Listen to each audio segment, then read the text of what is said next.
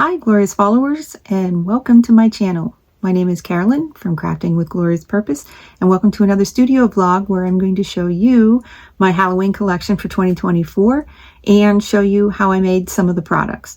First off, we're going to show some stickers, maybe some hand towels, and then I will show you a shadow box that we made that complements the collection perfectly. So without any further ado, let's get the magic started.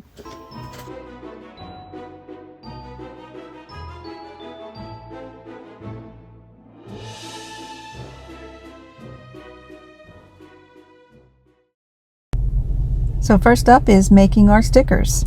So what I like to do, since I like the glossier sticker paper, Cricut has a hard time reading those registration marks. So I use a white crayon to go ahead and mute down the shininess so that it'll cut better. I've tried other hacks and they just seem to just take way too much time. The Scotch tape and the whole, yeah, forget that. It's a quicker hack, and let's be honest, we all have the white crayon and nobody knows what to do with it, so this is a good way to use it up.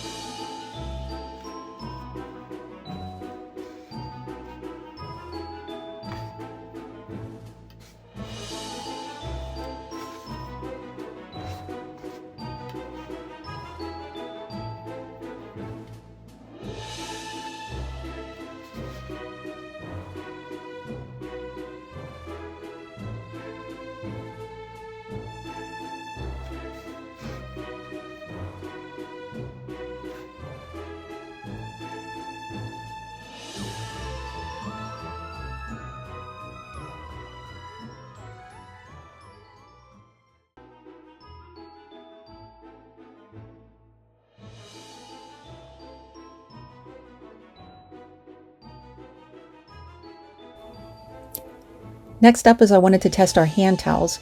Our hand towels are made with sublimation from our Epson that we converted into a sublimation printer with Hippo ink, and we also print on Hippo paper.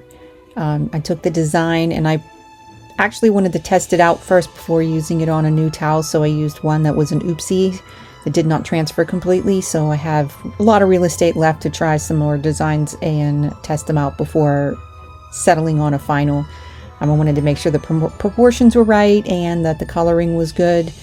So I was just heating up my Cricut Easy Press instead of firing up my big heat press for just one towel. So what I'm doing is using a lint roller to run over the surface real quick before I started pressing, just to make sure that there wasn't any lint or anything left. You do miss things that you don't see, but the lint roller will pick them up. It'll give you a much better and accurate print. I press for 40 seconds at 385 using semi-firm pressure. My heat press will give a lot more pressure whenever I do the final towels. But like I said, this was just for a test run. Make sure you take off your print in one swoop so that you don't get any ghosting. And then I take my lint roller and I lint roll any of the edges just to kind of get those press marks off while it's still warm.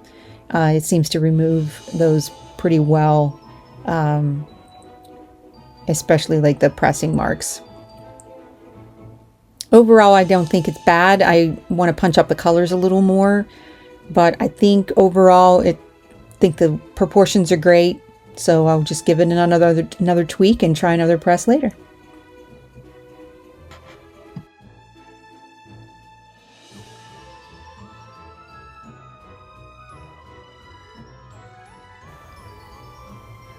The next thing I tested out was the final completion and putting assembly of my box. So the shadow box that I made has a cat with a cauldron and a spell book and a cool little moonlit light, which turns out really well whenever it's all lit up. What I'm doing is putting in my spacers. And when I tested it out, I only did the top and bottom so that if it didn't work out, I didn't waste any of my spacers.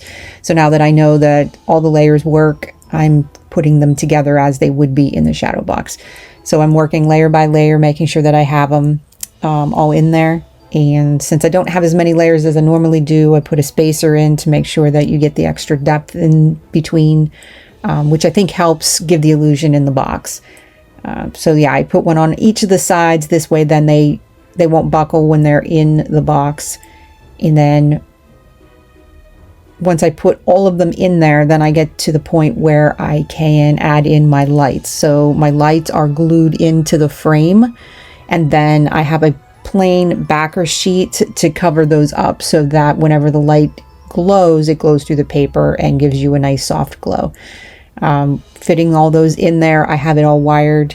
Our LEDs are perfect for this type of thing. They have a replaceable battery, and our shadow boxes can be hung up on the wall. They actually have the little stand so that you can lean them like a picture frame, or you can even just let them stand on their edge and they will sit on any shelf or bookcase.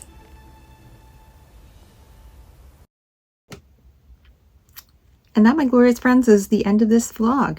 Thank you for stopping by. I would love it if you could stick around by hitting the subscribe button or giving me a thumbs up if you liked what the content was.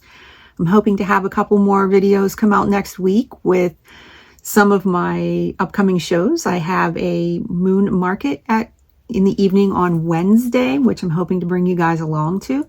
And I also have a big show coming up on the 21st of September in Millersville. So I'm hoping to have some footage from there as well. So stay tuned. I got some more things that I need to prep for those markets, and I'll try to give you an update as I go by. So I appreciate your time and have a great day.